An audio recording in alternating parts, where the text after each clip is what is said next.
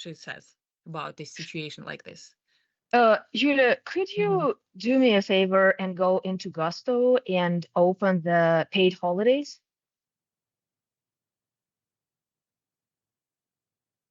Just to show you the real picture. And I'm not going to argue back and forth with Chantal. I'm just going to show you the facts, and it's up to you to decide who's right. Because I can't keep going back and forth with all of her.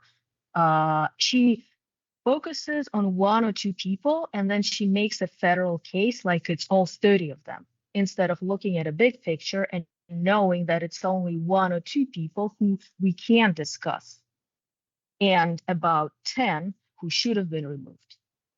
Go to the participating employees. Just click on the edit. Or you don't even have to, like, you see the numbers, it's 46 people, right? Mm-hmm. So you can you go back to paid holidays? I'm doing it. Right part of my screen, do you see it? Mm-hmm. Mm-hmm. So now, let me just share my screen very quickly, and I'll show you the reality of it. Okay, so the document I sent to you yesterday shows all of the full-time, shows all of the full-time employees, and it's 1, 2, 3, 4, 5, 6, 7, 8, 9, 10, 11, 12. So we have 12 full-time employees who are going to be on a paid holidays no matter what. And then we have, I erase this, yeah, 21 plus 12, that is 33. What is 21? I just calculated who is, you see this FT full-time? Here in the F column, do you see FT, FT, FT, FT? Mm-hmm. These are people who are supposed to be full-time. So out of 44, we have 21 employees who are supposed to be on paid holidays from the hourly. Plus, we have 12 who are salaried. So your total of who's supposed to be on that policy is 33. Now you have 13 extra who is on it. Let's look. Is Barbara Placentia on it? Can you share your screen back, please?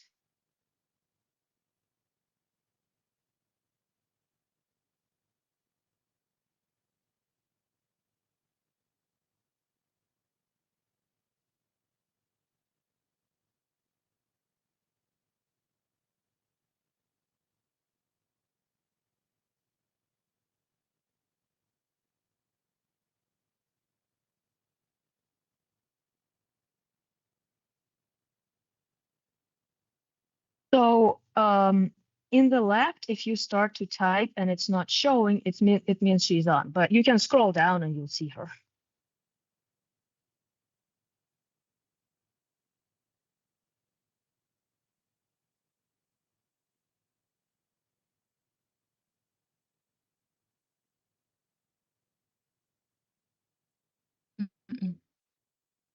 Mm-mm. She should be. We're just missing her. Hold on. Let me go to the reports. Let's see if we can pull it from there. Let's see if she's an active employee. Bar.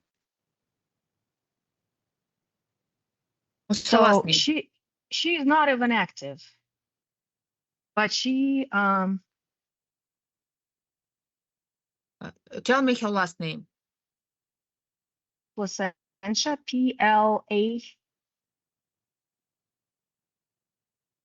Check the onboarding or dismissed.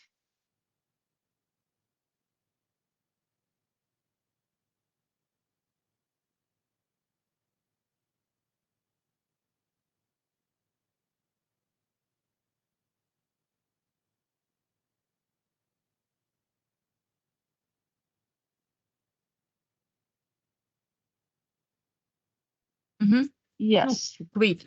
Fired, quit. Yeah.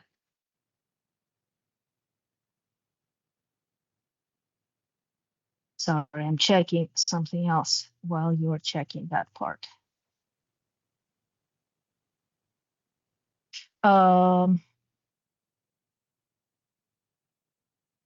Okay, let's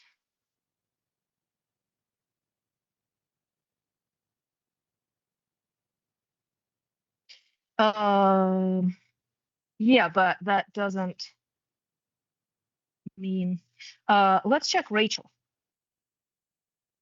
Let's go back to that uh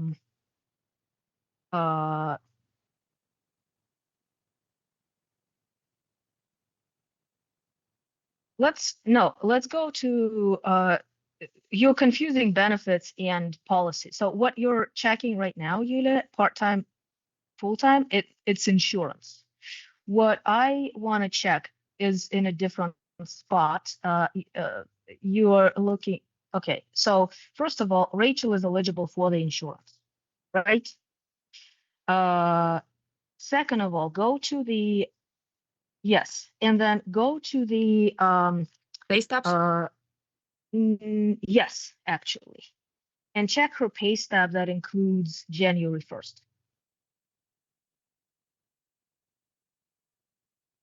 So that would be January 16, I think. Yeah.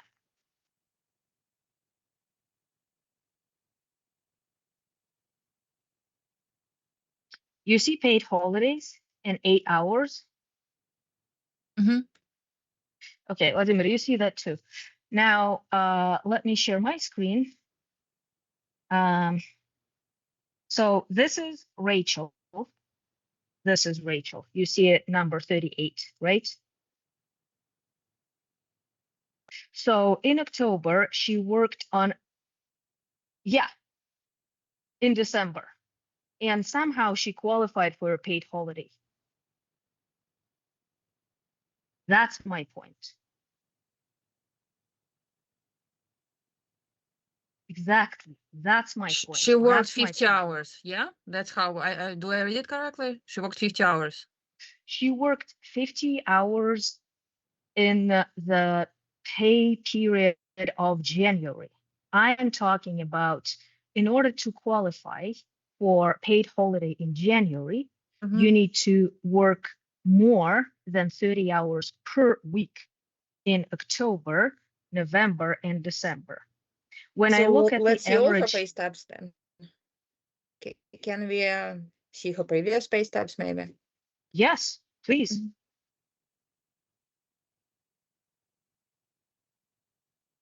Share your screen. Let's see them.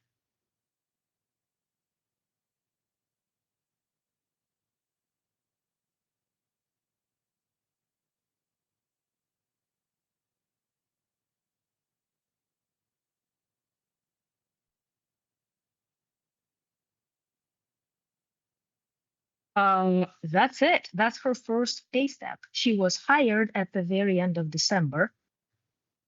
You can go to work and you'll see the hire date.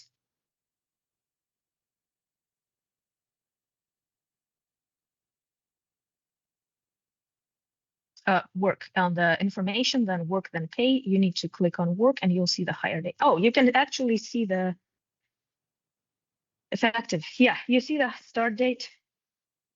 Yeah, so she started 2 days before January 1st. She haven't earned any of her benefits and yet she got paid. That's my problem. So that's one example, but where I was going with that, you saw that we have 46 people on that policy, right? And you saw that officially 33 qualified. So we have 13 people who got paid in January, even though they don't qualify. I agree with Chantal that there may be one or two out of 13 who's been with us forever. And for these people, we might need to make an exception, but it's one or two, it's not all of them. And my problem is that she misses cases like Rachel when they just started or they're working 10 hours barely and they're still on the paid holidays and no one cleans it up. And I agree that sometimes when a person is at 28, but they've been with NAC for 3 years, it's not fair to take the insurance away from them. I understand that. That's not what I'm trying to convince her to do. But what I'm trying to do is that everybody who doesn't qualify, she needs to look through them and she needs to see, take a look now. Let me share my screen again. So you see how we have a bunch of people here, right? So what she needs to do at the very end of each month, Andrew, no hours at all, shouldn't be full time. Barbara, barely 14 average, shouldn't be full time. Brittany, you see 27 and 27. Okay, let's talk about it. Should we give her benefits? Maybe, maybe not. Chloe just started in October. She was very close in December. Let's talk about it. Daniel, consistently around 20, clearly a no. And you just go one by one, and you look at the numbers that are like 17, 13, and you make sure that you didn't accidentally miss them, that they are removed. And then for cases like 25, 27, I don't think we should keep them, but we can always have a conversation. And then, yes, hiring somebody instead of them quitting is a better idea, but it has to be 1 or 2 people, not 13. That's my point. Daniel is part-time, so he's not eligible for medical, right? I check McKenna. Why not Daniel? Because some of them are part-time and on holiday. Some of them are full-time and on holiday. I'm showing you cases. Some of them will be marked correctly, not all of them. That's Yeah, what I'm saying. exactly. I'm checking Daniel right now, so he's let me show you. No, Yulia, I understand that some of the part-time employees are marked part-time. I I'm just not don't saying that. understand why you're like accusing Chantal of like misdoings while we clearly see that Danny wasn't paid for New Year Day and he's not on insurance. So why he's like on this freaking list? Why we're discussing him? Yulia, Why like Yulia, why we are Yulia, doing this? Yulia, I hear you. If you want You're to give not, us name, Yulia, wait, I ask you, no, wait. let me finish. If you want to give us name of people who needs to be checked, just give us freaking names. That's what we ask you to do. It was, I don't know, Vladimir, why you stopped me, but exactly on Wednesday, I told the same thing. You had your time, you did your work, give us the results. If you have the audit results, give it to us. We go backwards, we'll check, and if Chantal or employees needs to be punished, we'll do it. Yulia, can Like you please now stop I'm looking screaming at me and at just let Daniel me guy. explain? You So what do I misunderstood me. see?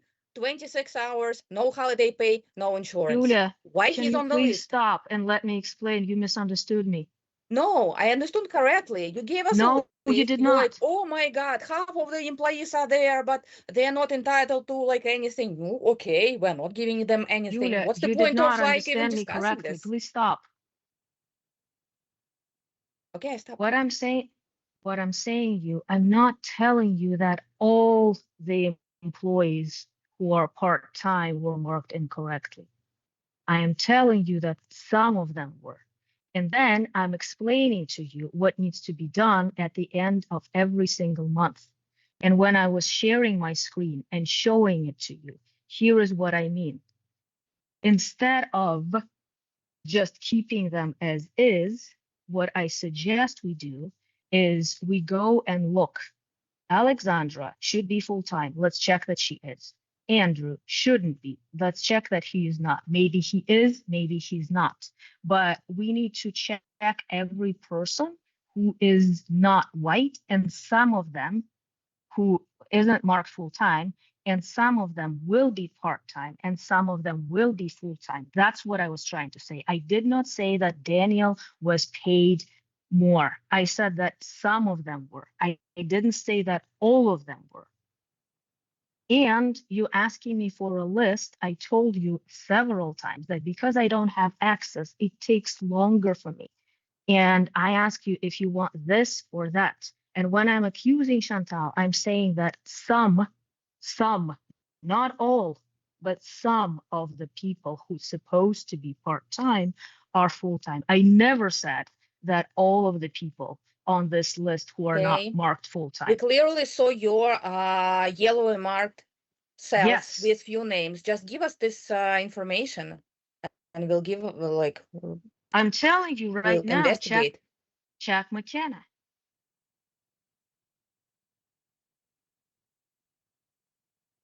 McKenna is dismissed, if I'm not mistaken, no?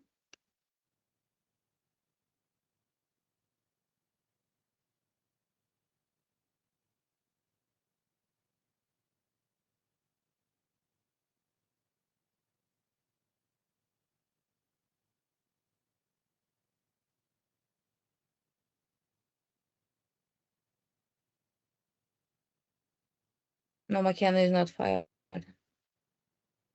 Check if she was paid for the holiday. Yeah. So sorry, say it again. Mhm.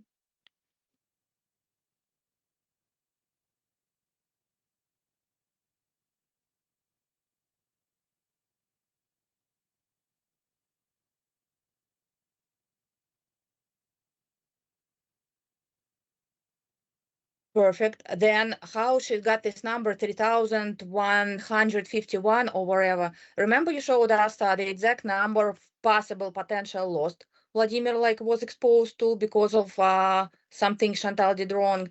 I want to know how you get this number, from what sources, for what names, and from what calculations. This is reasonable, right? We can So I do can two repeat the things. same actions in the future. I understand. That's why I'm Mhm. teaching you. But instead of you accusing me and yelling at me and pushing me, can you please just listen to me and let me teach you so you can understand how I No, got that you're number? you're Because side tracking all the time. Like I want to listen to like answers to questions I have. Like why bother like checking everyone right now? You're right. We have just like 1 hour together, one and a half. So okay, if you have like some people under suspicion and you want to go over on one, let's do it. But I would I prefer don't. you to I show don't us want to financial rehash. report and how to use it. Like You have checking it in hours, Excel. okay, I mean I get it. I understand how it works. I understand how to check them, and I promise Vlad I'm going to check them for January and February on Monday. If you want a So list, you're gonna have the list of all hours worked, of all benefits paid, and whether or not holiday day was paid. We had just one, January 1st. I'm not. Of course, to take numbers from the pay stubs. We have like hours worked. We have like holiday pay. What else? What else I'm analyzing? No, Why not? Why no? because their pay stubs will reflect 2 weeks worth of time in order Okay, to I have calculate. I have at least like five pay stubs for this year already.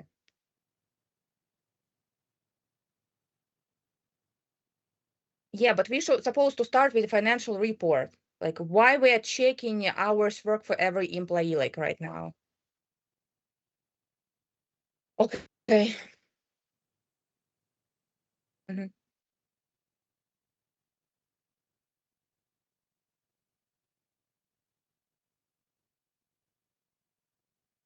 I'm not yelling. Mhm. Because no one hears me.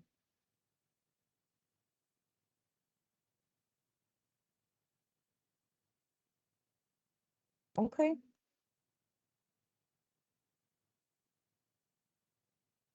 Yulia, you don't know yet how I'm doing the calculations, and you have about 10% of the information, and then you're making an assumption that I'm accusing someone falsely, and then you get upset with me. I would like to do it differently. I would like to show you exactly what I'm looking at so you can check for yourself and you don't have to doubt my conclusions. And the reason I was showing you a couple of people, I wasn't going to go through the entire list. It's a waste of time. And I vote that we don't go into the January and rehash the past and say, oh, yeah, we spent 3,000 or 2,000 or 5,000. The number at the end of the day is not that important because we already spent it. There is no going back.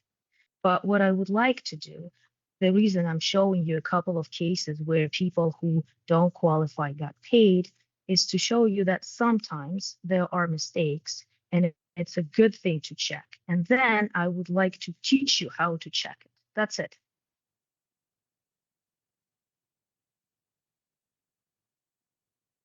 No, I'm silent. I'm staying silent. I'm hearing. I'm listening to.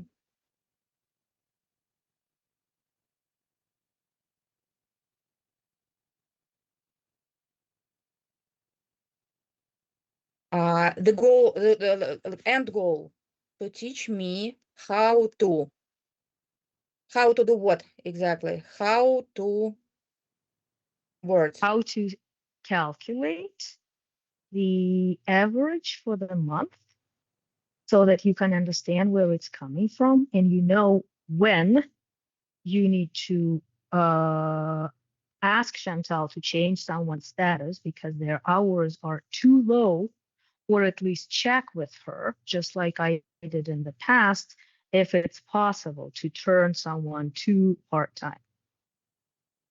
A lot of times in the past year, what I've been doing, I would compile the data for Chantal and I would check with her about all of the cases that are 20 to 25. I would firmly suggest that we would move them to part-time and remove them from the holidays. All of the cases that are above 30, yeah, 100%, they should stay. And I would also check that they are full-time and make sure that they are receiving benefits.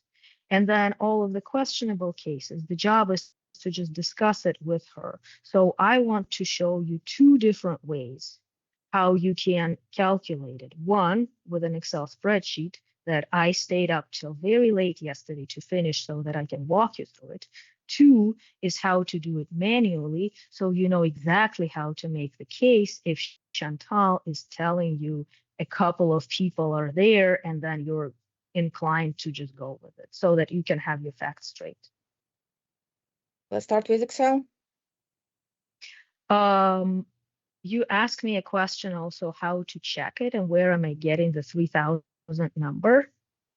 Since you asked and I want to be respectful of that, I want to show you how exactly I calculated it.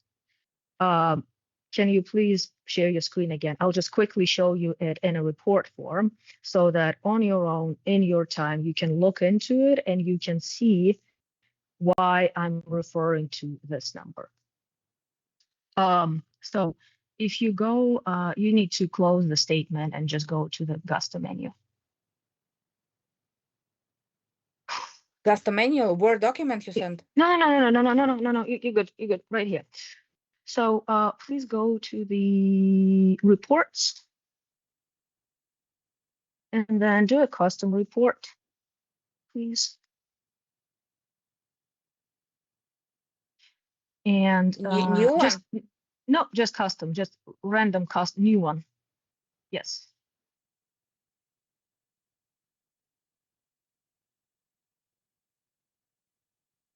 Okay, now columns. Unclick all of them. And we just need holiday hours or holiday something. Just start typing holiday and we should see it. Holiday hours. And then medical, start typing medical. We should see the employer contribution in the columns.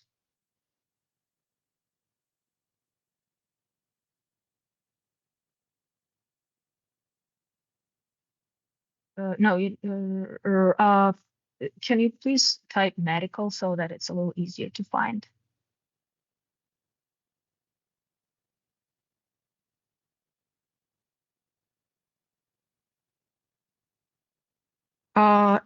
Employee medical insurance and employer in the parentheses. It's second from the bottom. Yep, safe. Okay, and then time period. Let's check it by payroll. Instead of last, do the payroll instead of last. Nope, instead of the word last, you need a different one.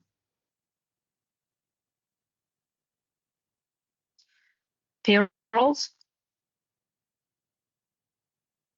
And please click on the one that has like December 20.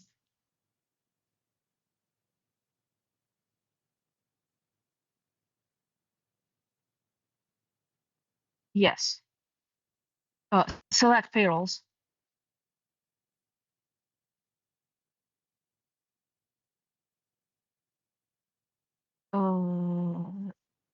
Okay, start date, December 29th, January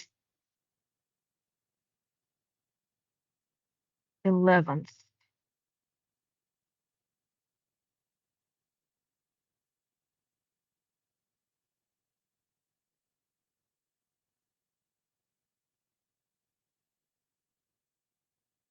Okay, let me make it easier. Cancel that and let's just do the time period and we'll put between 2 days.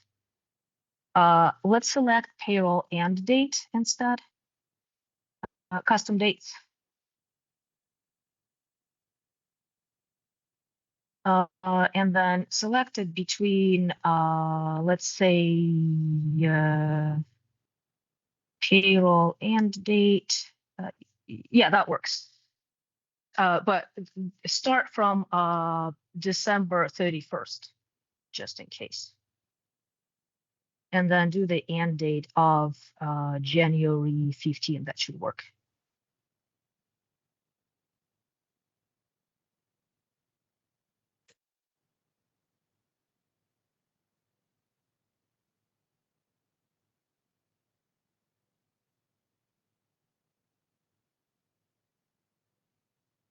Okay, and now do group by employee.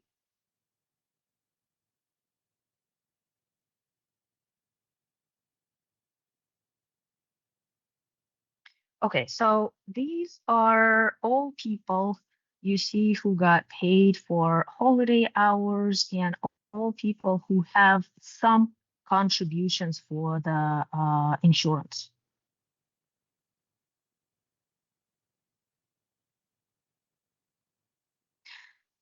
Some of them are full-time, some of them are not, and people who have a status full-time and have holiday hours and medical insurance, they're totally fine. People who have a status part-time, but they still got paid for holiday hours, and they have medical insurance, that's the folks that are going into 3K. And then one more thing, you see how in this case, medical insurance says 230? Yes. So in reality, we pay 300 per month, but because our payrolls are split and we pay people in 26 periods, the number is slightly off. So the way it works is Gusto just takes the entire number and it divides it into the 26 periods, and that's why it shows 230 instead of 300. If you check the policy, and also I couldn't see it, so it could be 250 or 300. We need I'm to pretty check sure on it's that. 250. 300 is in Illinois, and Nevada is 250. But we can check the policy.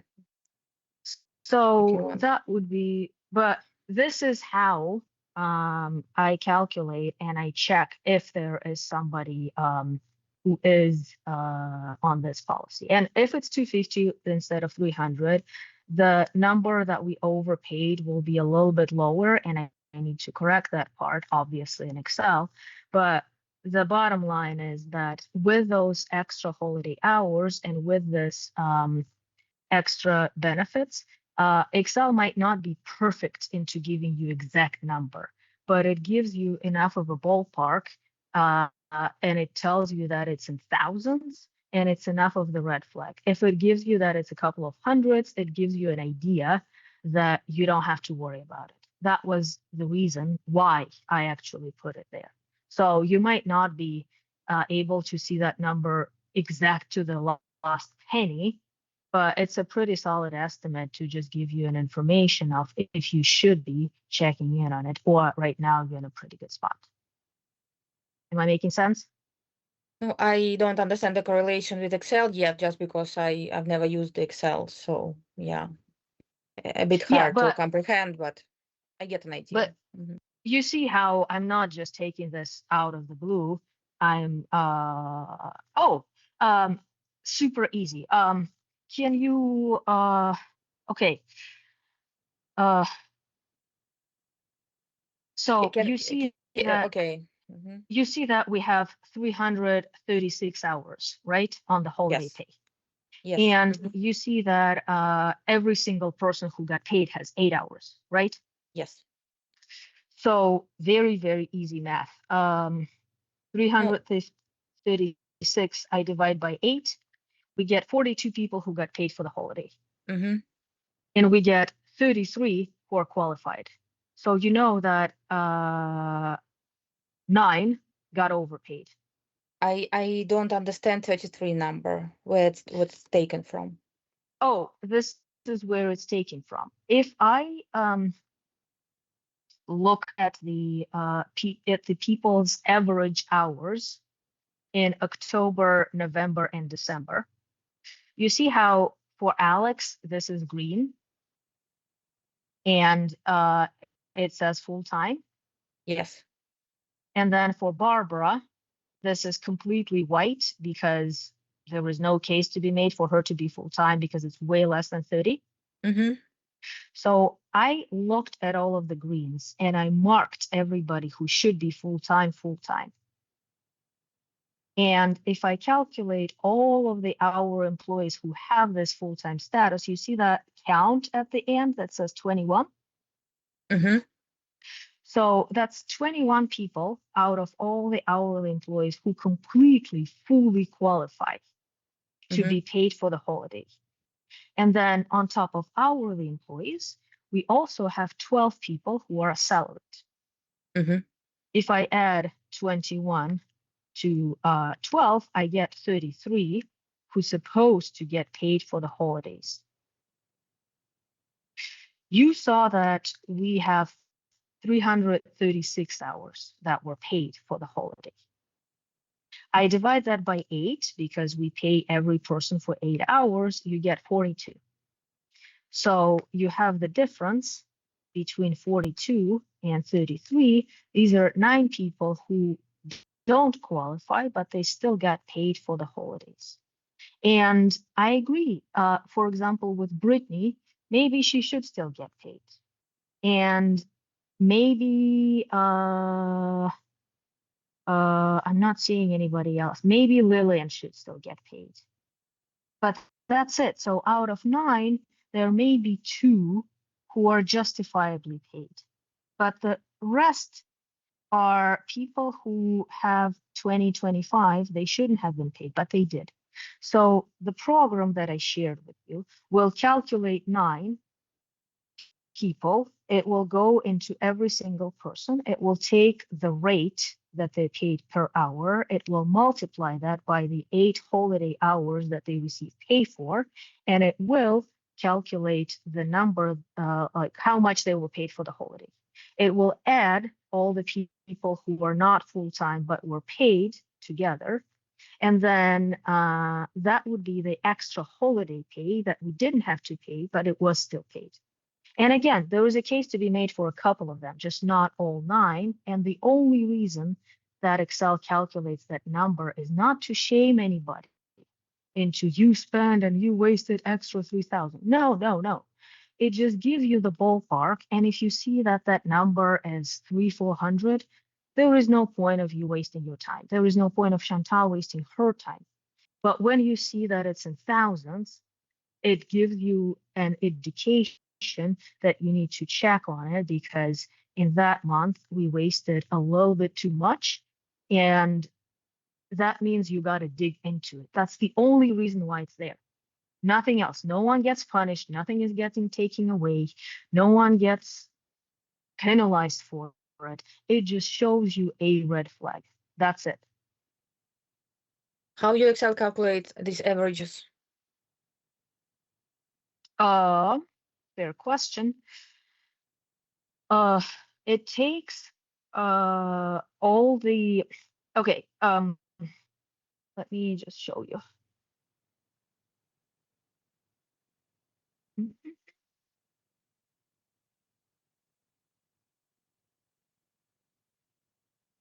Okay, so you see how for January, there is there is total hours. Mm-hmm. So the way Excel calculates these is it takes Alexandra, it combs through all of this central reach raw data, and it picks every single appointment that Alex put into central reach. And then it checks. Okay, so Alex put an appointment for admin time. It looks through these codes, and if it knows that the code for RBT is payable, like admin time, like 97153, then it will add the hours to the total, and it will put it here. Mm-hmm. Then I know that there were 140.75 total hours. I also know that in January, there were, hold on, 1, 2, 3, 4, 22 days worth of work. So, but out of that 22, January was a holiday.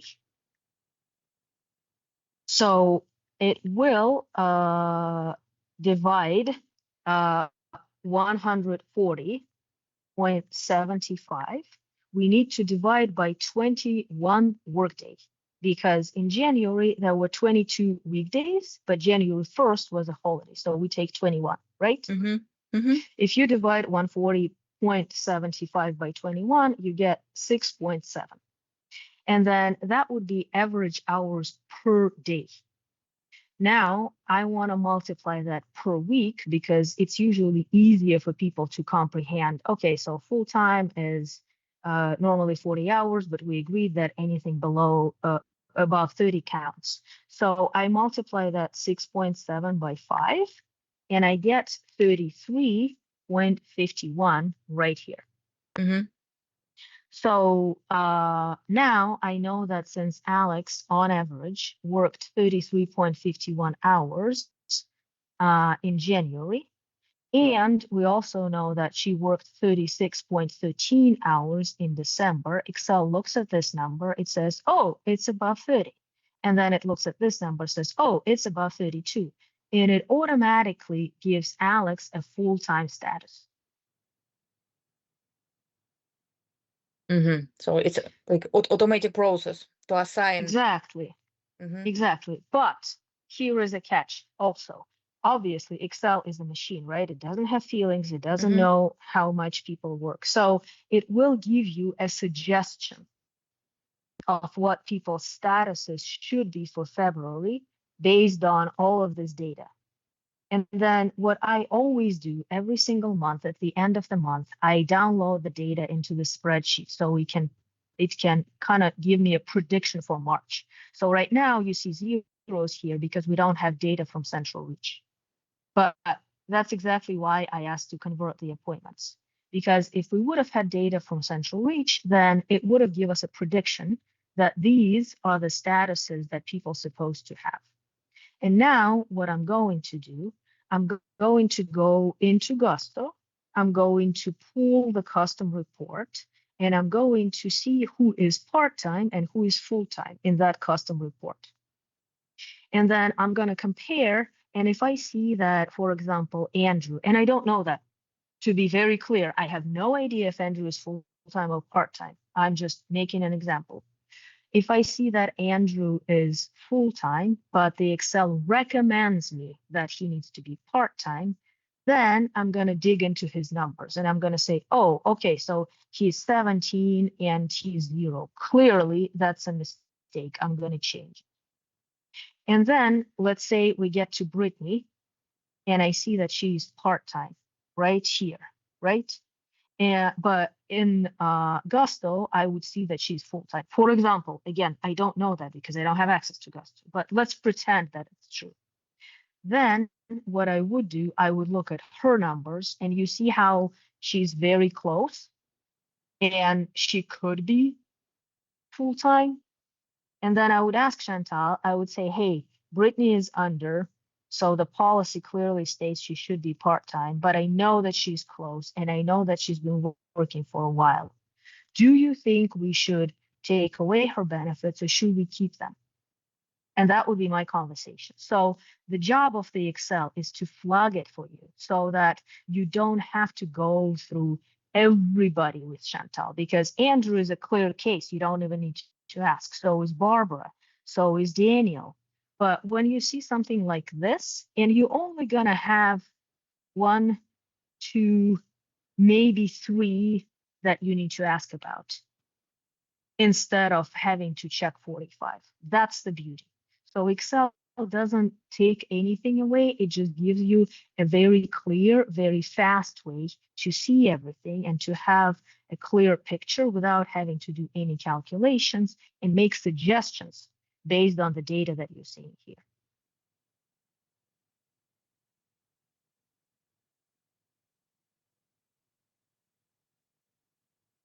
Does it make sense? Yeah.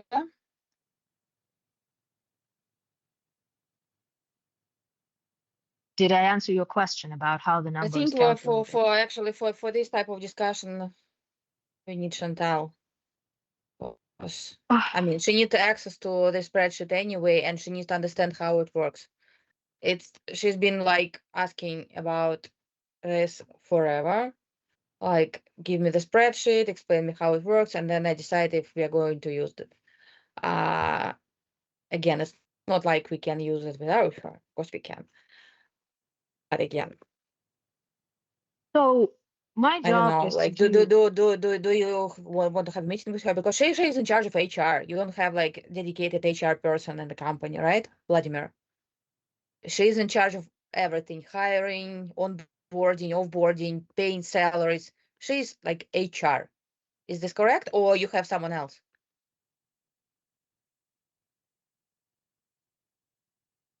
Hello, Vlad. Do you hear me? No, Jerry helps her. Who? Jerry. Jerry. So Correct. Jerry is the dedicated HR person. No. No. Chantal runs payroll, but when it came to analyzing benefits, it came to checking legality and all the true HR questions, that was me. Chantal runs payroll, and I would send her suggestion on benefits, and together with her, we would decide what we should do. Sometimes she would still do her own thing despite my recommendation, but depending on what you consider to be HR, most of the time HR deals with more legal issues, contracts, policies, setting everything up, and then enforcing it is Chantal. But she has no experience or knowledge or education to be an HR professional. So she usually needs help with this. And when we were in a better spot, anytime that she had an actual question about, hey, can I fire this person? Can I terminate them? Can I do a write-off? She would call me and she would ask for my help to figure out how to do it so we don't get into HR trouble. If you listen to her, you're like, you never communicated at all, but it's clearly like not the case. Okay. You can ask Vladimir who came up with contracts. You can ask him who helped with Chantal fired somebody over a text message and we needed lawyers involved. You can ask Vladimir who drafted all of the emails. I have no interest in lying because he's on the call, he's listening. If I'm saying something that didn't happen, he can call me out on it anytime. But I don't want to rehash all the relationship because Chantal is pissed at me. She's looking for any way to discredit me and to put me down.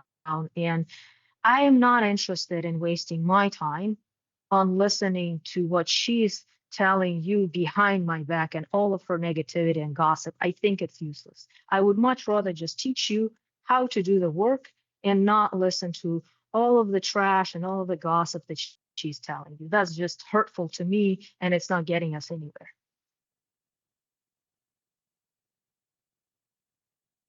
So we are not explaining her this part, or we do? My job is to teach you how to look at the facts. Mm-hmm. Then it's up to Vladimir how he wants to handle it. Okay, I will we'll talk always about it. show all of the numbers.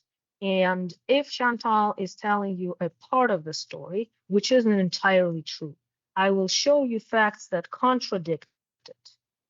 And then when we see all the facts clearly, it's up to him to decide what he wants to do. It's just,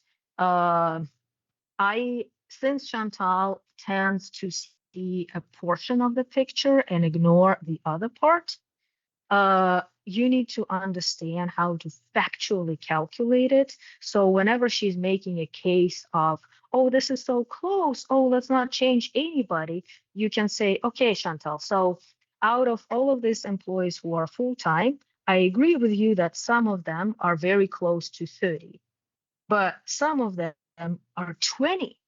Why do you want to keep them? And you can push back a little bit and just keep it in check so that your spending on the insurance for people who don't qualify doesn't skyrocket. That's the purpose. It's not the purpose to just push Chantal to the brink and make her destroy her relationship with people. I would never advise that. But we still need to be clear-eyed and know that, yeah, we are financing a couple of people's insurance who don't necessarily qualify, but it's a couple, not 10. So that's kind of where I'm going with. You need to have the full picture. You need to be able to calculate the benefits, and we need to see the number. And the reason why I wanted today to help you calculate January and February with all the data from Central Reach is because I wanted one last time to go over all the numbers with you and teach you how to do it manually in case you'll ever need it. If you're not interested and you just want to look at the Excel, we can do that. I'm totally flexible because it's going to be your job and your responsibility to keep this in check. I can go either way, and the less time I'm spending on this, the better for me, because I can focus on California or stop working at decent hour. Sorry, I got distracted. I'm looking at medical policy right now, and I see 28 employees in total covered as of right now. Mm-hmm. So basically I am checking 28 names. No, 28 minus salary. So I'm checking like half. Not exactly. Could you share your screen? I'll show Yeah. you a faster, better way. Of course. Because there is a difference between people being eligible and people being covered. Because they could be eligible but choose not to act on it, but So they they're can actually change their enrolled minds. into the policy. See, this is the policy Yes, covered that's 28. that's Sync what with I'm saying. payroll. You you see how this is 28. Yeah, Now continue. go to custom reports.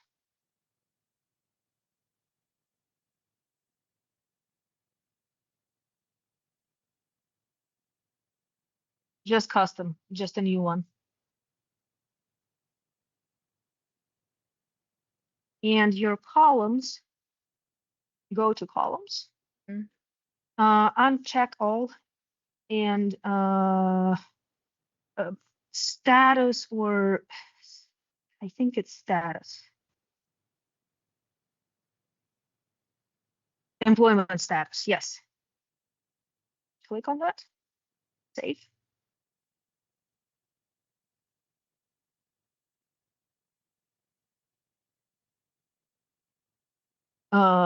So this one shows you who is full-time and who is part-time. Do you mind downloading it?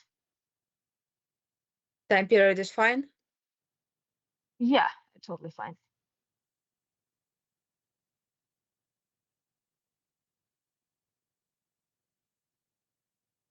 Okay, now go to that file.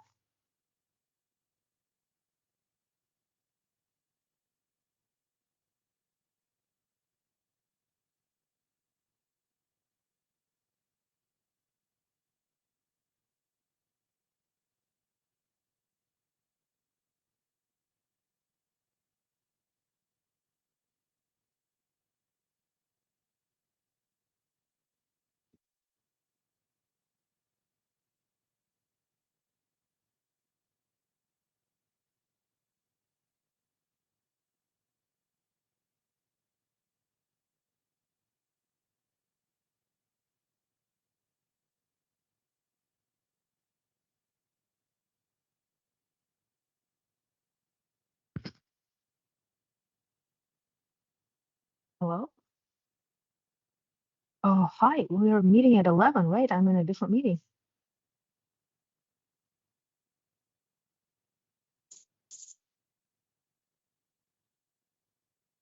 Perfect. Thank you so much. Sorry about that. Maria told me 11, but thank you for being flexible. Great. Okay. So now you can delete the first 4 because it will help us just sort the data quickly. You want to delete them? Yeah.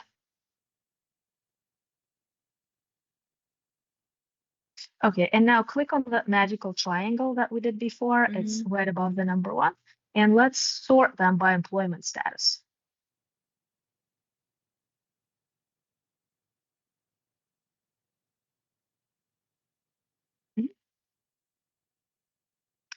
Okay, so now if you grab the full-time, it will calculate how many full-time employees you have. Kind of put your cursor, yep, and then scroll it, and make sure you stop where they. Oh, okay, so you see how your count is 47? So these are all people who are eligible for the insurance. And you see how when you saw the coverage, it was 28? Yes. So out of this 47, 28 chose to exercise their right to have the insurance. Some of them, so the other 19 who have the right to have the insurance but are not currently covered, some of them made a choice to waive it, and we're not spending any extra money on them.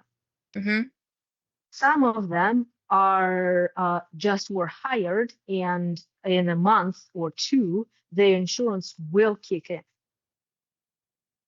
So because some of them are but bottom line is, in order to prevent people from using insurance who are not eligible for it, your only way is to change their status from full-time to part-time. And everybody who is full-time, you can safely assume that some of them will stay without coverage, without insurance, because they already made their choice in December. But some of them who were freshly hired, their status, if they don't make it to full-time hours, it needs to change in advance before they sign up for the insurance. And instead of you digging in and comparing who did enroll and who didn't, and can they still enroll, or maybe there will be a life event, and going into all of these complexities, your easier way is to compare the status that you're seeing on this exact spreadsheet to the status that they should have on that spreadsheet that I share with you that calculates it automatically. And if you see the difference, the discrepancy, you are kind of making a judgment call, right? If you see someone who is full-time on that list that we just downloaded, but on the Excel, you see that they're barely at 20 hours, that would be a red flag for you to talk to Chantal and say, hey, it looks like you might have missed this person because they're barely at 20 hours and yet their status is full-time. And then if you see someone who is at 27, 28, you might want to recalculate the hours precisely and correctly and just check the work. And if it still shows you that they're below 30, it's a conversation you need to have with Chantal, because they either need to increase their hours or their status needs to change. Am I But making it doesn't sense? necessarily. No, it doesn't necessarily. I would never. And you can ask, well, you cannot ask Chantal, she's pissed at me, but I can swear to you that whenever we had these conversations, anytime when Chantal told me, yeah, this person is like short on 1 hour, but they're so important to me and they've been with us for 3 years, can we please keep them at full time? I would say, yeah, like 1 or 2 people, that's reasonable. Just don't go overboard. Don't do 10 people. That's the yeah, go ahead. Yeah, I was about to ask, the status not necessarily equals to having medical insurance. So maybe he's No. a full-time, he's eligible, he just doesn't want it. So it makes sense to go to policy and check if this person even in this policy. No, not necessarily, because for some people, you're right, for some people. So if somebody was working in November, December, when the new coverage was rolled out, and they were full-time at that moment, then it's likely that they waived the insurance and they cannot change their mind. But if somebody was hired in November, or somebody got a new fresh status of full-time, then their time to enroll just didn't come yet, and they might enroll later. That's why it's better for you to check the status instead of checking if they're enrolled or not. And on top of that, they might have a life qualifying event that changes it and allows them to enroll mid-year. Like what is life qualifying You event? can Google it. It depends on the policy. It's a very long list and it's a shitload of legal language. But in a nutshell, because you have new hires, because you have people whose status has changed, and because you have qualifying events, not all people who are eligible but are not currently covered are going to stay that way.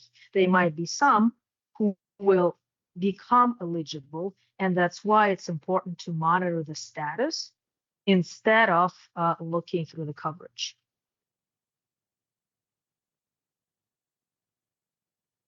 Am I making sense? Yeah, can we take an example and analyze someone? Let's say Maria Salimana. So basically, she's kind of a red flag to me because she's full time, but she doesn't make enough hours, right? Because she's 28.22. Yes. Let me. So my next step would be, if I would be you, to Give me check one what? second.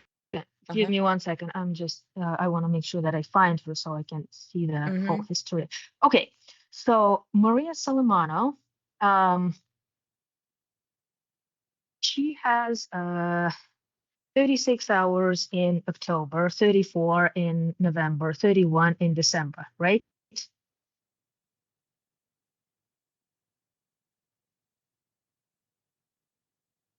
She's line 32.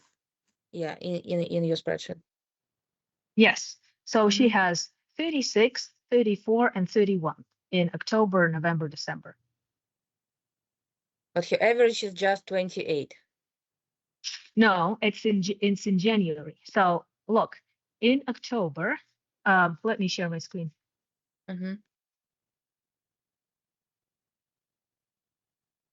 Okay, so this is Maria, and we're looking at the October, right? She had 36.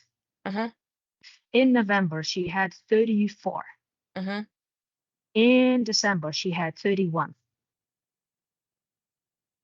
Right? Yeah.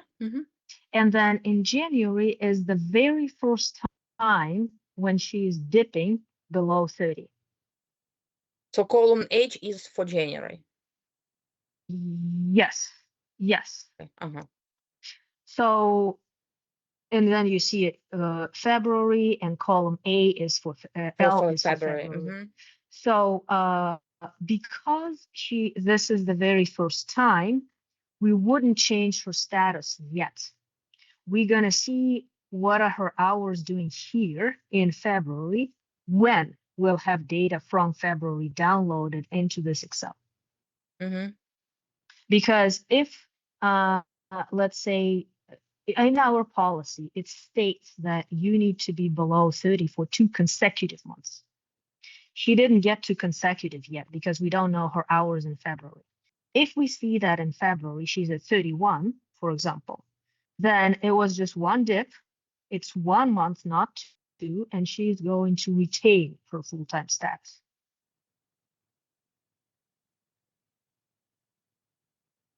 And she's not on medical, she's not on any insurances. The status is waived for her. I'm just like checking at the same time. Yeah. And it's still important to change the status to prevent her from future enrolling if and only if your hours are really low. Like, yes. So if in February you see 14, for example, yeah. then there is no case to be made because in January she was already below 30 and now she's heading down that hill. And I would tell Chantal, so if that was up to me, considering that's why I put October, November, December in here, like all of this hours, because I wanted you to see bigger picture. So I wanted you to see that Maria had 36, 34, 31. So she has a really good record. And 28 is a little concerning, but I want to see February for sure. And if in February, for some reason, I see 14, because historically she's been a loyal soldier and she's been doing way over 30 for so long, first thing I would do, I would approach Chantal and I would say, hey, something is going on with Maria. Is she winding down? Is she quitting? Does she have a problem? Is she in trouble? Is she sick? And if Chantal is telling me, February is just temporary, it's literally 1 month, I swear to God, in March she'll be back to 30. Okay, let's see if we can keep her. And then I would make the list of exceptions. And if I see that it's like 2 or 3 people, okay, so that's 600 to 900. We can live with it. If I see that it's 15 people, whoa, that's a lot of money. We can't do it. So it's always a judgment call, but Excel's job is to give you an idea of where you are. So to summarize, in reality, for Maria, part-time or full-time status in Gasto would mean just if she is entitled to any holiday pay, because she waived her right for insurance. Or she can reinstate it if she chooses to do so, just because of her status. How does it work? So for Maria, we are not changing her status at all yet because we don't know. She hasn't had 2 consecutive months of low hours. So we're doing nothing until we see numbers for February. Let's take whoever is easier. Let's take Jasmine. Is she full-time or part-time? Just a second.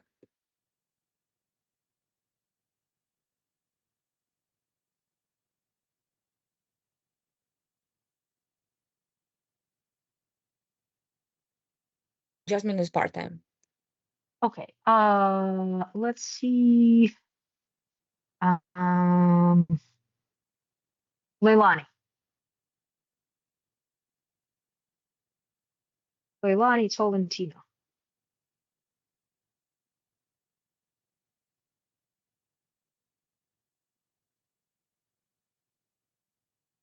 How do you spell LA? Leilanie.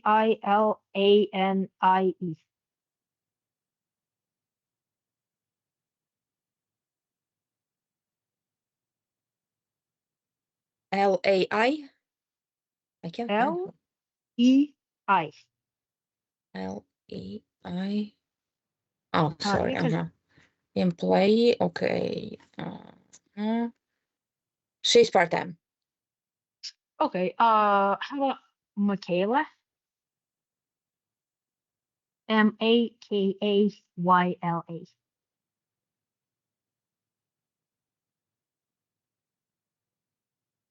She's full-time. Okay, so let's look at Michaela. You see my screen, right? Insurance is waived. I just briefly checked. And you can see my screen. Yes, yes. 26 hours. So she is at 19, 19, 23, 26. So this is a pretty clear case that she should be part-time. Now, insurance, you say insurance is waived, right? Yes. Would you mind going to her pay stub in January and checking if she was paid for the holiday? Pay January 16. Yes, she was. 8 hours. See? Paid holidays. But yeah, so she is one of the examples when it's clear that she shouldn't have been paid. Is there a way to set up somehow like at Gusto? No, that's the problem with Gusto. So yeah, it's not that that's flexible. That's why I wanted to explain to you that there are two things that you need to check in Gusto. One, you download that custom report that tells you full-time, part-time. You compare their fresh status with what you see on the Excel, just like we did right now, right? I checked with you. And then if somebody is full-time, like Michaela, you need to change her to part-time. Or you need to talk to Chantal and say, hey, Michaela has been doing 20 hours forever. Why is she still full-time? And then, unfortunately, even if you change her status to part-time, it does not change the fact that she's still on the list of paid holidays. That's a separate policy. And you need to go into that policy and you need to remove her from it. So you're always doing two things. You are changing the status. So you are changing the status for all of the part-time employees from full-time to part-time, and you are removing them from paid holidays. These are two separate actions and they both need to happen. And I am pretty sure that there are employees who Chantal changed to part-time, but she forgot to remove them from the paid holidays. And that's why a bunch of people who are not necessarily qualified got paid for the holidays. That's where that 9 is coming from. So you would just take the holiday policy and compare the list of names to the spreadsheet, kind of. Exactly.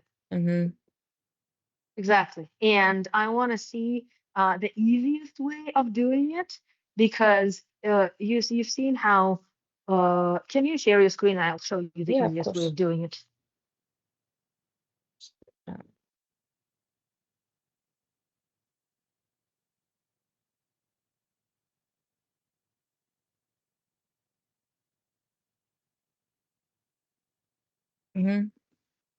So go to time and attendance.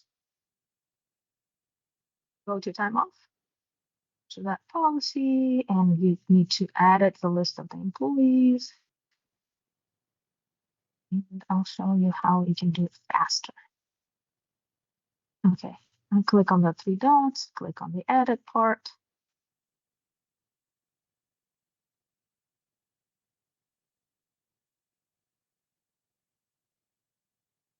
Okay, so the easiest trick is on that left part where you see the employees you can add.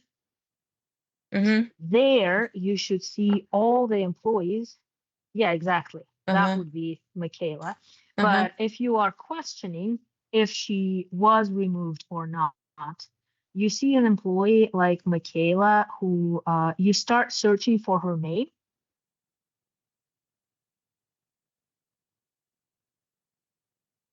And if you're not seeing it, that means she's on the policy and she needs to be removed. So that's a faster way to check it, basically.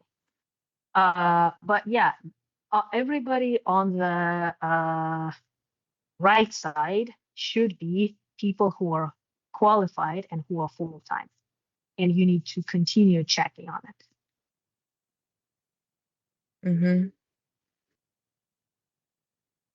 Megan Martin is another example. You see that she's on the paid holiday, Yes.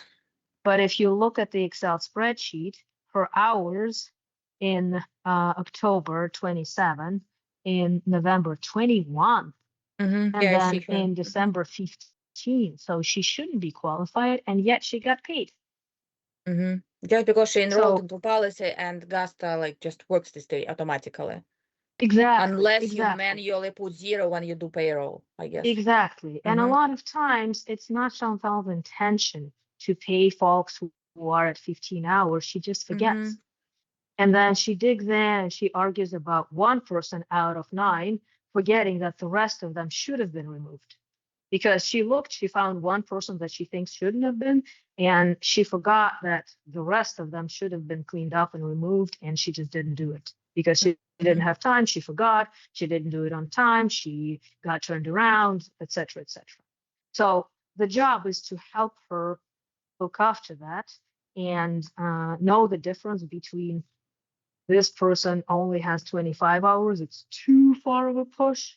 This person is above 30. Shouldn't even be an argument. The rest who are an argument is going to be 5, maybe out of 45. So let's just look at the 5 and save everybody a lot of time, which is the purpose of the Excel. Okay, at least she's without insurance. But still, she's getting paid for holiday. Exactly. And now you see that there are a few people who got paid for holidays without insurance, and that added up to like 200-300 per person, maybe, because you multiply their pay, which is 25, 27 by 8 hours plus taxes. So that would be 220, maybe plus taxes. That's like 235, and 9 people like that. That's already 1,800. And then take extra 3 insurances. Each of them is either 250 or 300. We still need to check, but that's your rest of the cost, and that's how we ended up with 3K. So I'm not saying we would have saved all 3,000. Obviously, there would have been some exceptions, but we would have saved some of it. And that's the job. Every end of the month, we just check on it and see who needs to be removed. What time do you need to leave? Like, how many minutes do you have with us? 5. I can stretch it out a little bit. Tell me why. No. I'm thinking, what else? Like, you just mentioned, okay, this is what needs to be done at the end of the month. No, obviously expenses. We've been there. Like, we discussed budget, KPIs. Like, what else? Is there anything else? So 2 things need to happen, right? One, at the end of every, so you need to understand how Excel works, how to see the budget, how to compare it with QuickBooks, and how to check on everybody's status, part-time, full-time, so that at the end of every month, you can ask all these questions.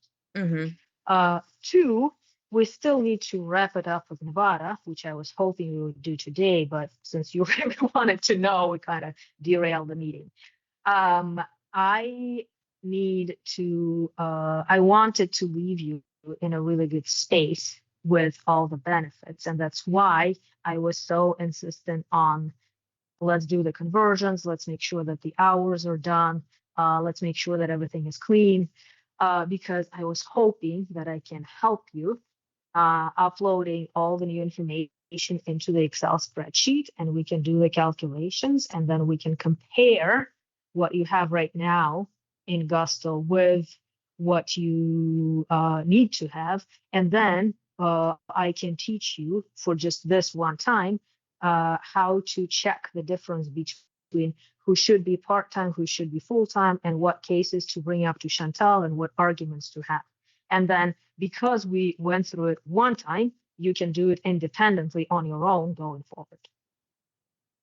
So basically, I'm waiting until all appointments are converted because she texted me that she's busy with Oh my God, one kids need EpiPen, something else, big tantrum, and something and something and something, and she's not changing 48-hour policy, whatever, for us. No, it's, I'm rephrasing, but it was a text. So yeah, no numbers for February yet. I'm doing it on my own next week. Yes. How like technically it's like technicalities. So I am like you taught me yesterday how to create this what's his name, Gasto report. Mhm. And we saved it. Let me show you the report. Yeah, financial report. That was Yes. the name. Yeah. So I have this Mhm. holiday benefit for the month we just did, and I just saved it. Payroll report, I don't think I need it. It was for taxation purposes, right? Yeah.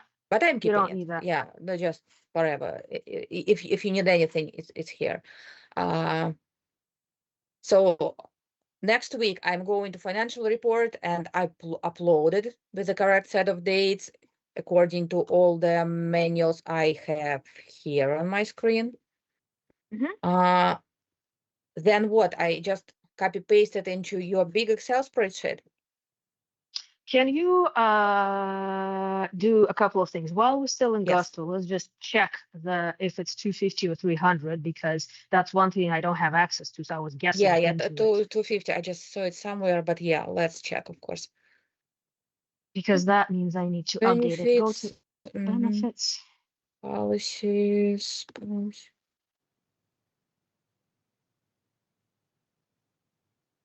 Yeah, 250.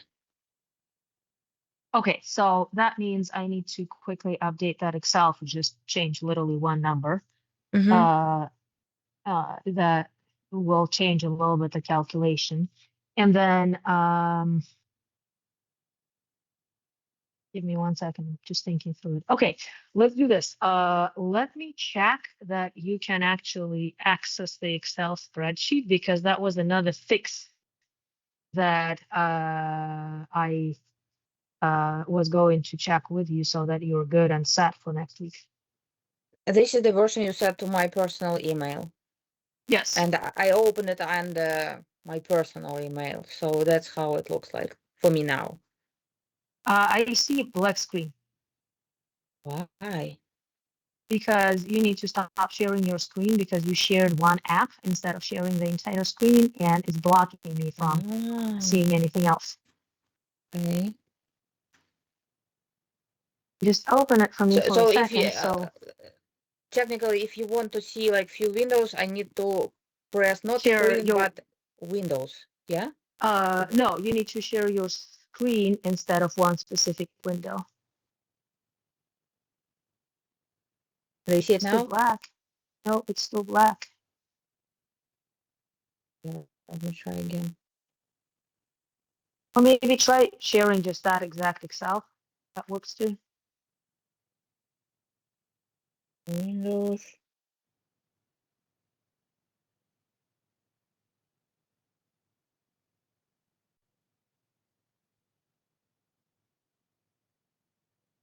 That is so weird. Yeah, I see it's black on your screen, but like, and I specifically picked that one.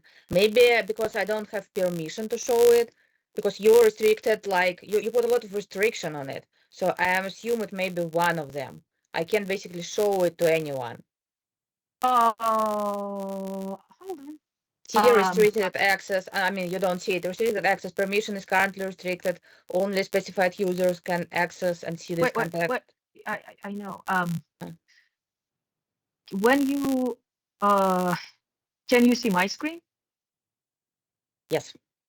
Okay, that means that restrictions have nothing to do with it. It's just a glitch in Teams.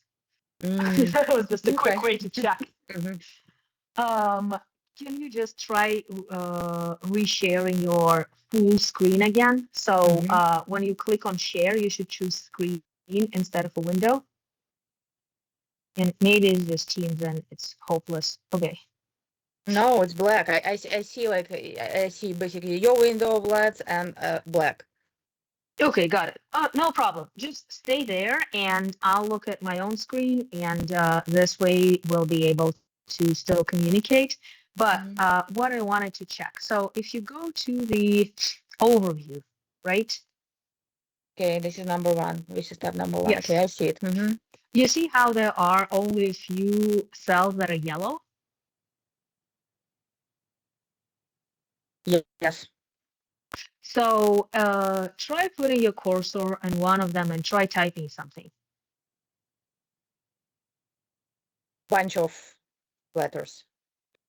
Perfect. It allows you to type, right? Yeah. Now put your cursor anywhere else where you see a non-yellow cell. White, blue, anything. Okay. Try typing. Yeah. Is it The yelling at cell you? or chart you are trying to change is on protected sheet. Perfect. So the reason I'm putting you through the pain of restricted access has nothing to do with me trying to be secretive. Just going ahead of all the speculations. Uh, because the spreadsheet has an insane amount of formulas, and I checked and verified and polished and worked on it really, really hard, I wanted to make sure that you don't accidentally pull something and then everything goes haywire, and then you trusted a program that is no longer valid because accidentally the formula was copied. That's the reason for the restrictions. So now the only cells we can change are the cells where Excel needs your input. Okay, so you can see how on the first screen, it's an overview and you have two sets of yellow. One, that's from RCM report. Remember in Central Reach, we pulled it That part, 1,000 yeah. times? We went over a few times, so I remember, yeah. Okay, so recorded profit sharing, the other little type for part of yellow with a bunch of quarters, you're not touching it yet. That would be when you have a performance review in April and you'll see the finalized profit for Q4, you'll put it there, but that's not till April.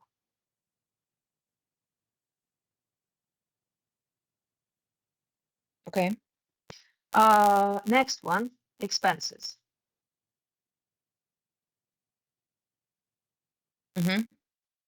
So you see the top yellow that says total expenses, card processing, claims processing, payroll, direct deposits, and payroll taxes, and a bunch of Yes. yellows right next to it.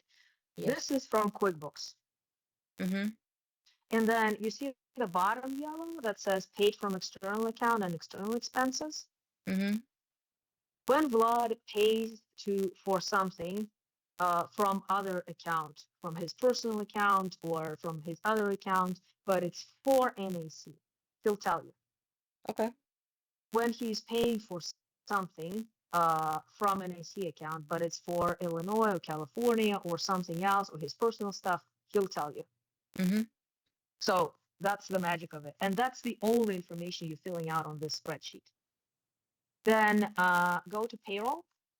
Can I quickly ask something about budget while I remember? Remember, we almost finished it like 99%, and the only like empty row, no, almost empty, was for 1K because we were not sure about something. I mean, can you adjust it and send us final version, or I should do it on my own? Yeah, you can do it. Yes, 100%. I have it as the next question on my list, and I'll tell you exactly what I'm thinking we should be doing. Okay. So for the expenses, you fill out it from QuickBooks, you ask Vlad, you're good to go. Okay. Then go to payroll. Payroll. You see there is nothing there.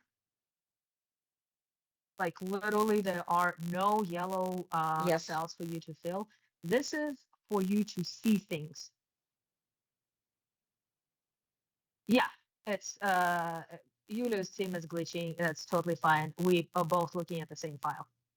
I can share my screen so that Vlad, you can see it too. Yeah, yeah. Share your screen, of course. Yeah.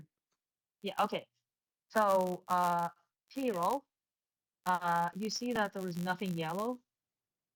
So this is for your information purposes. And then it will calculate all the numbers for you. It will show you all the numbers. but it will yell at you for trying to change anything, because all of these are just formulas. And actually, when I change this one, I need to change it to 250. This number will go down. Mm-hmm. Then salaried. So the how much we paid to a person is calculated automatically based on gusto. You're not changing anything. These are formulas. But you see the yellow here in performance, Mm-hmm. and then you see their holidays and paid time off. Mm-hmm. So, and then you see the adjustment. So performance is when Chantal comes to evaluating the quarter, she'll tell you, Alyssa is like, this is Alyssa's performance review. And at the end of the performance review, you'll see 80% or 60% or something. And you just put it here. If it's below 60, like let's say I put 50, you see how admin bonus automatically got to 0? Yes. So that's because her performance is too low. She doesn't get any bonus. If I put it back to 80, you see how it boom and it jumped to 15. That's because the formula knows that if she did well during the quarter, she's supposed to get paid. This is a random number Chantal picks. I mean, has she ever picked below 80 for anyone? It never happened. Or she needs to justify this number. This is a random number Chantal picks. Mm-hmm. Yes, she had one performance review when she gave 50 to somebody and we didn't pay the bonus because the person had a shitload of hours, but her performance was really poor and Chantal had to rewrite all her treatment plans for her. And that was the moment when we made a decision to not pay the bonus because their performance was poor. Okay, so it can happen. Okay. Yes. And then holidays, because when I download data from Gusto, I cannot tell if the holiday if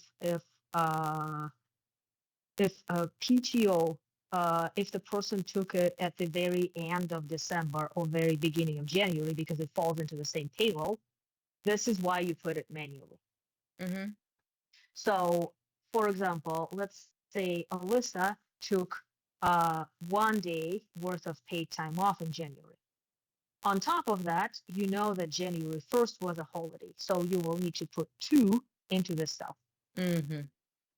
And number of holidays basically changes the division because their total hours are divided by the number of days, and the number of days, it pulls from total in January is 22 minus all the holidays and PTO that are in this cell. So you need to fill this out. What would be the quickest way to find Alyssa's PTO for any particular quarter? Without going through every pay stub or payroll period. Go to Gusto and I'll show it to you. Let's put a pin in it. I'm going to put it on my list and I'll answer that in like 2 minutes when we're done with Excel so we don't go back and forth. But there is a very quick way to do it. And then adjustment. Remember how last quarter Kim was 31.96 and Chantal said, let's pay her 500 more because it's very close to 32. Probably. I don't remember honestly, but yeah. So sometimes Chantal asks for more pay. And if Vladimir approves it, then you just add 500 here and the bonus goes up, basically. So that's the adjustment. Okay, clear on this one? Yes. Okay, hourly. This one, you don't fill out anything. It's all formulas, it's all done for you, and it calculates the whole thing. This is for you a cheat sheet for your full-time, part-time. And we'll go through the process when you have the data once, so you know exactly how to do it.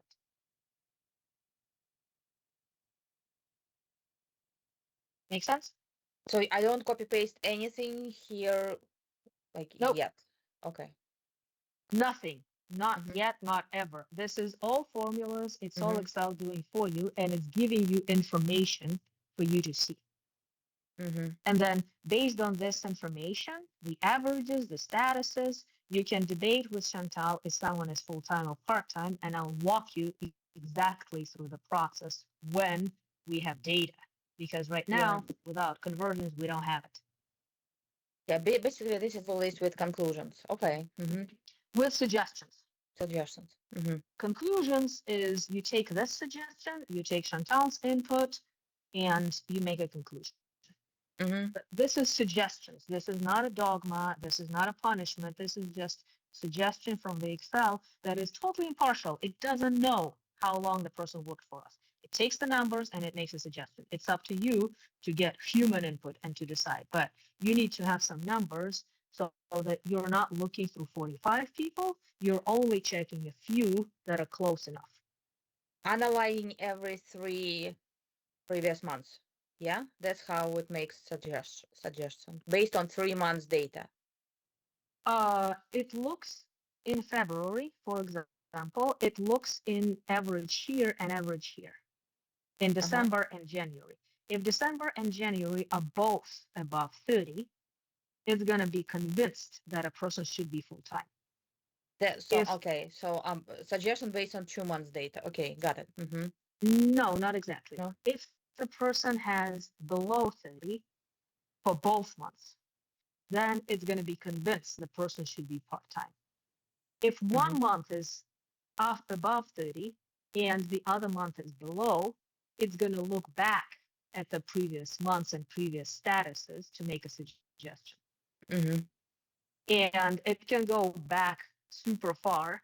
And basically, in a nutshell, it's like if, for example, you see here, Chloe, right? Yeah. She has 31 in this November, 26 in December, and 36 in January. Yes. It did not give her hours because she was originally part-time, and she never had 2 consecutive months worth of above 30. That's why it suggests that she should stay part-time. So if her status was part-time, it will remain part-time. But you see, for example,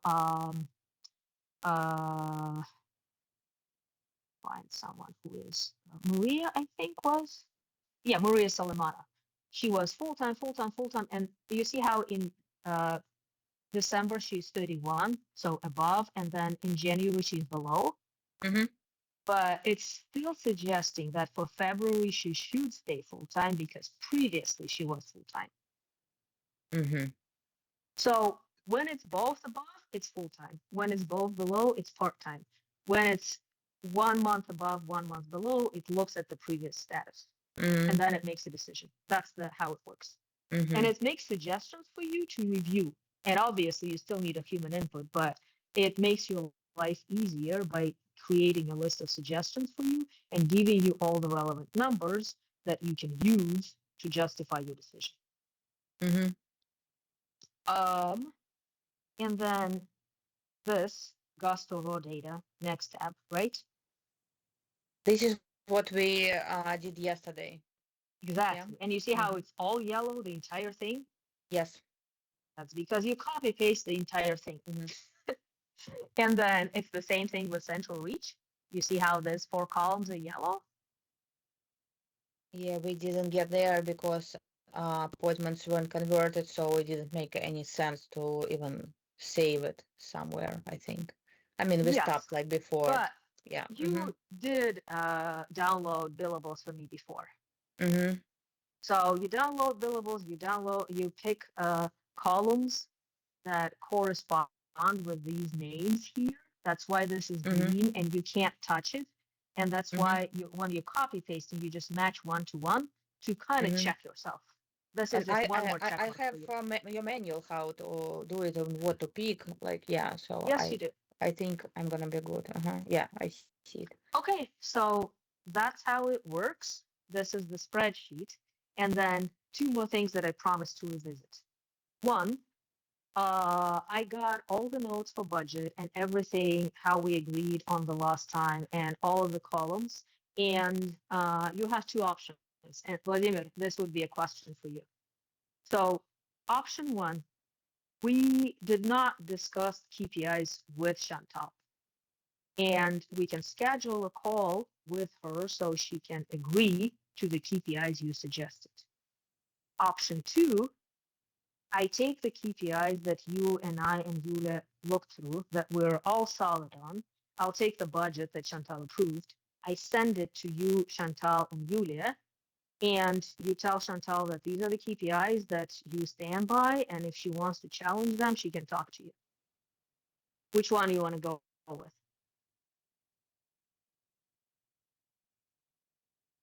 No, knowing Chantal, let's do second option. Just like upload everything and let Vladimir discuss it with Chantal and make her, I don't know, sign under it.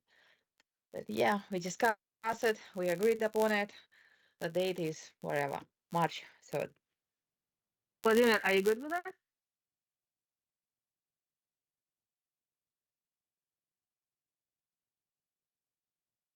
And the budget. No, a little bit. Okay. So you and I and Yulia. Oh, let me find it. Mm-hmm. Give me one more second. So I put together an Excel spreadsheet for us. Remember, one KPIs, this long history that we looked at, all three of us together, and then the second one was budget. So when it comes to budget, it's all good and all done because I made notes last time, and all I need to do is just delete all of these question marks, save the document, and share. Mm-hmm. For KPIs, I had a set of numbers. All of this is exactly the same like it was before, except you wanted to go a little bit higher on adjusted charges. We used to have it at 400, now it's 425. And you wanted to go 2% higher on the insurance collection rate. We used to have it at 95, but since historically it's like 99, 98 all the time, we went with 97. So you have two options. Option number one, you, me, Chantal, and Yulia can take a look at this together, look at the history, and justify your suggestions. Or, since both of these were yours and not mine, I can send the document to all of you, and you can discuss it with Chantal, stand by it, finalize it all by yourself. Just make sure that you have a final number and some sort of sign off that you keep somewhere. Which one would you prefer? I like my input is I'm an impression she's not going to fight on any KPIs, but it's just my like impression from what I heard.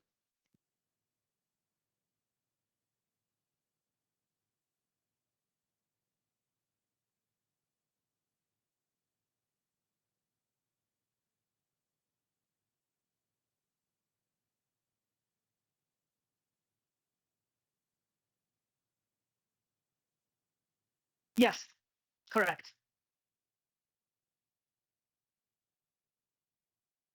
Yes, correct. Correct.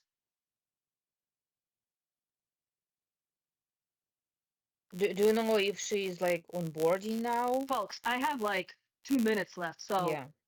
one or the other. Either we're having a meeting or I'm sending the document. Which one? I'm sending the documents. If she wants to challenge it, she can talk to you. Perfect. And then last thing, Yulia, I promise I show you how to check something in Gusto. Pay time off. Okay, please log back into Gusto, share your screen, go to one of the employees. I'll show you very quickly how to look at it, and then we're done for today. People and random employee? Yes. And share your screen Sarah. so I can see what you're Oh, doing. yeah.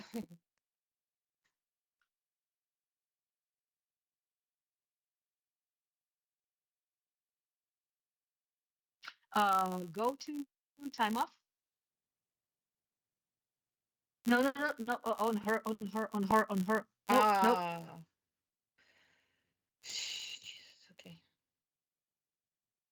Mhm. Scroll a little bit. Mhm.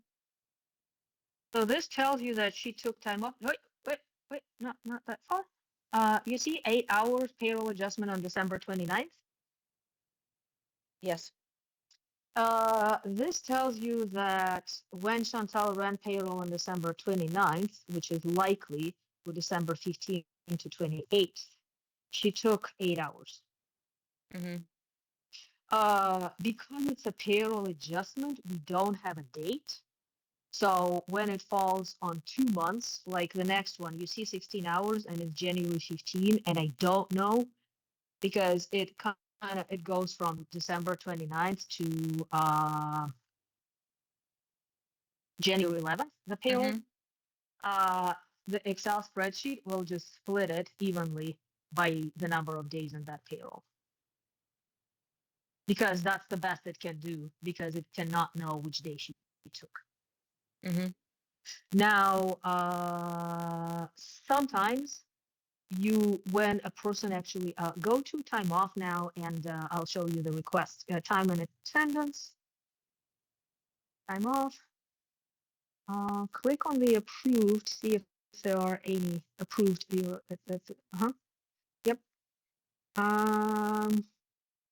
Yeah, that's 2024. So you don't have it. So she's still Okay. recording PTO in what's his name? Manually. Central Reach, I assume, yeah? Yeah, let me just show you. Please don't share this information. I'll show you California account because it's better managed. And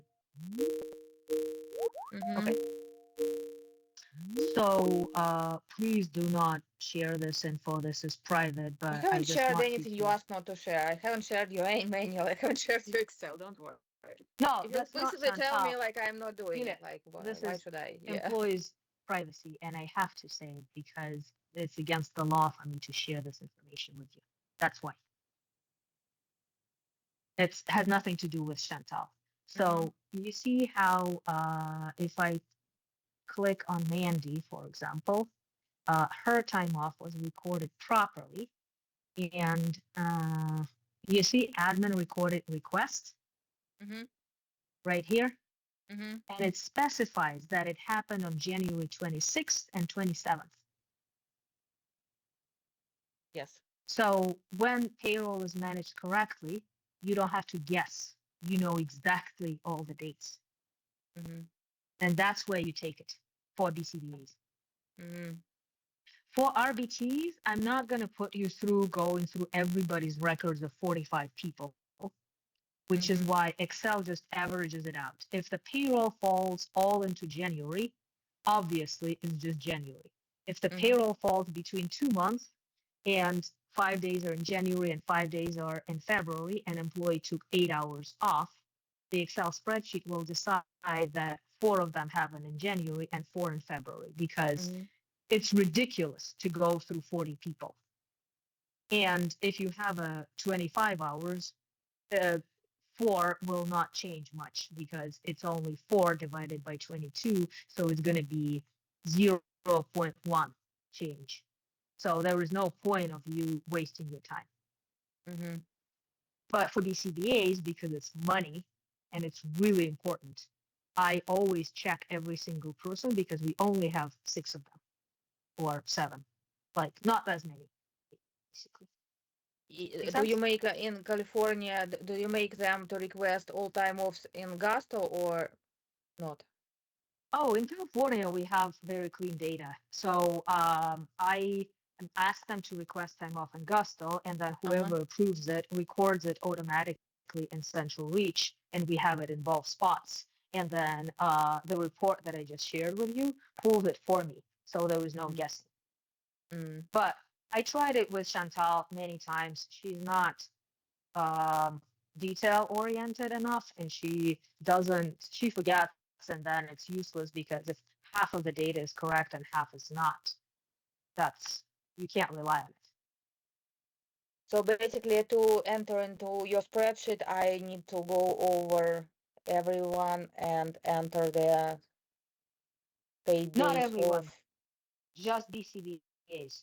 Literally 7 BCBAs. people. Yeah. Only BCBAs. Only BCBAs. Uh-huh. That's why the hourly portion averages it out.